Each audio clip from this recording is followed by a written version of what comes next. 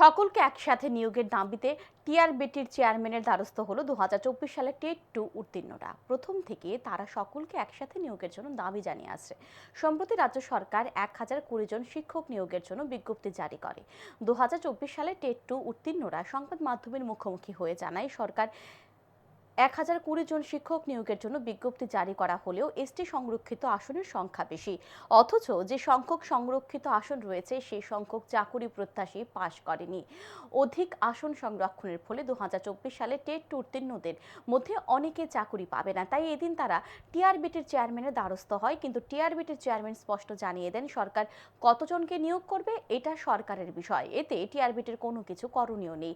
চাকুরি প্রত্যাশীরা এদিন সরকারের নিকট দাবি জানায় 2024 সালে টেট 2 উত্তীর্ণ সকলকে যেন একসাথে নিয়োগ করা হয়।